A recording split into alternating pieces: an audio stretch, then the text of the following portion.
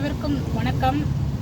நம்ம பிறந்து ஒரு விவரம் தெரிஞ்சு நம்ம சாகிற வரைக்கும் நம்ம மனசுக்குள்ள ஒரு பயமும் ஒரு பதட்டமும் எப்போவுமே எல்லாருக்குமே இருந்துகிட்டே இருக்கும். நான் அதை லிஸ்ட் அவுட் பண்ணுறேன். அந்த லிஸ்ட்டில் ஏதாவது விட்டு போயிருந்துன்னா நீங்கள் கமெண்ட்டில் சொல்லுங்கள். எப்போவுமே நான் சொல்கிற விஷயம் நிறைய வீடியோஸில் சொல்லியிருப்பேன். நம்ம லைஃப்பை நம்ம வாழ்க்கையை எழுதி எல்லாம் லிரிக்ஸு, அதோட கதை, வசனம், டைரக்ஷன் எல்லாம் எழுதி முடித்து மூடி வச்சாச்சு. அதை நம்ம ஒரு பக்கமாக தான் எடுத்து படிக்கணும்.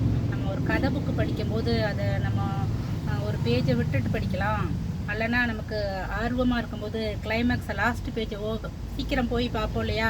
அந்த பொறுமையே இருக்காது நமக்கு. இந்த ஈகர்னஸில் போய் பார்ப்போம். அதெல்லாம் இங்கே நடக்கவே நடக்காது. நம்ம லைஃபு எல்லா பேஜும் ஒரு வாக்கியமாக ஒரு சென்டென்ஸ் கூட நம்ம விடவே முடியாது. படித்து தான் நெக்ஸ்ட் ஸ்டெப் போகணும். அதனால நான் என்ன சொல்ல வரேன்னு கடைசியில் சொல்கிறேன்.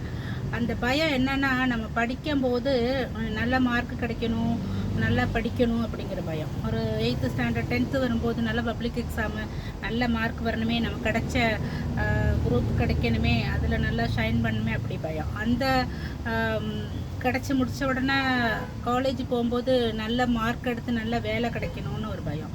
நல்ல வேலை கிடச்சிட்டா ஓகே. நல்ல பிஸ்னஸ் சைடு போகிறவங்க, ஐயோ இந்த பிஸ்னஸ் சக்ஸஸ் ஆகுமா, நம்ம அப்பா பிஸ்னஸே பார்க்கலாமா, நம்ம இண்டிவிஜுவலாக போனால் அதில் சக்ஸஸ்ஃபுல்லாக ஆகுமா அப்படின்னு ஒரு பயம். அதை முடித்து நல்லபடியாக வந்த இது ஆம்பளை பிள்ளைங்களுக்கு பொம்பளை பிள்ளைங்களுக்கு 2 பேருக்குமே பொருந்தும். அது முடித்து ஒரு கல்யாண லைஃபு, நம்ம ஒரு வாழ்க்கையில் அடி எடுத்து வைக்கும்போது நல்ல ஃபேமிலி கிடைக்குமா, நல்ல பொண்ணு பையன் கிடைப்பாங்களா, நம்ம நல்லா சக்ஸஸ்ஃபுல்லாக லீட் பண்ணி போகுமா அப்படின்னு ஒரு மனசுக்குள்ள ஒரு பதட்டமும் பயமும் எப்போவுமே ஓடிட்டே இருக்கும். அது நல்லபடியாக கிடச்சி நம்ம ஒரு குழந்தைங்களாகும்போது அந்த பிள்ளைங்க ஃப்யூச்சரை பற்றி, அந்த பிள்ளைங்களுக்கு இப்போ உள்ள காலகட்டத்தில் எல்கேஜியில் சீட்டு வாங்குறதுக்கே ரொம்ப கஷ்டமாக இருக்குது. நல்ல ஸ்கூலில் எல்கேஜிக்கு சீட்டு வாங்கணுன்னா சபரிமலைக்கு கூட போயிட்டு வந்துடலாம் போல், ஸ்கூலில் சீட்டு வாங்க முடியல.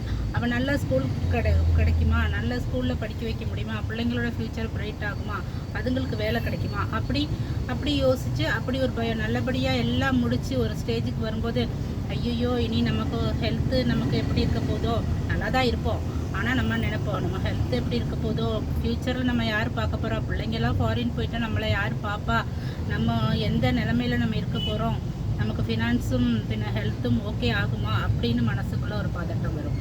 அது நம்ம அப்படின்னு நம்ம யோசிச்சுட்ருப்போம். கடைசியில் இன்னொன்று ஹைலைட்டாக கொஞ்சம் வயசானோன்னா யோசிக்கிறேன். என்ன ஹைலைட், நிறைய பேர் வயசானவங்க என்கிட்ட சொல்லியும் கேட்டிருக்கேன். நான் எப்படி தான் சாக போகிறனோ, எங்கே தான் நான் சாக போகிறனோ, நல்லபடியாக சாகணும், உடம்பு முடியாமல் சாகணும், எப்படி சாக போகிறோம், நம்மளே சாக போகிறோம், எப்படி செத்து முடிச்சோன்னே எங்கே செத்தா என்ன எப்படினாலும் சாக போகிறோம். அதெல்லாம் நமக்கு மனசுக்குள்ளே ஒரு பதட்டம். சாகிற வரைக்கும் நம்ம பிறந்ததுலேருந்து ஒரு விவரம் தெரிஞ்சதுலேருந்து வயசாகும் போது ஒரு பதட்டம் ஓடிக்கிட்டே இருக்கு இல்லைங்களா?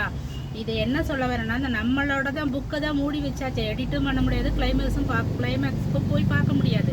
அப்படி உள்ள சிச்சுவேஷனில் இன்னொன்று சொல்லுவா, இன்னொன்று செய்வாங்க. எப்போவுமே யோசிக்க மாட்டாங்க.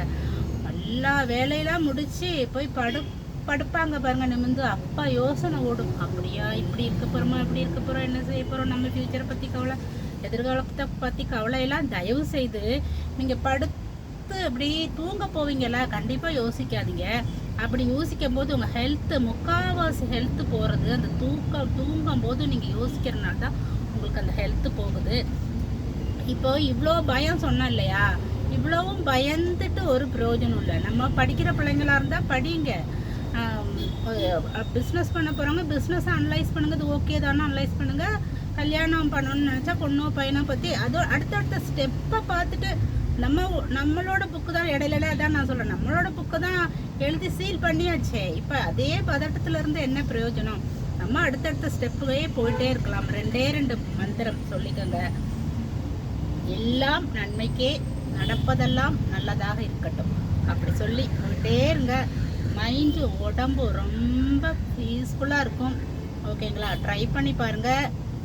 நம்ம சேனலை சப்ஸ்கிரைப் பண்ணுங்கள், லைக் பண்ணுங்கள், ஷேர் பண்ணுங்கள். ஓகே, பாய் பாய்.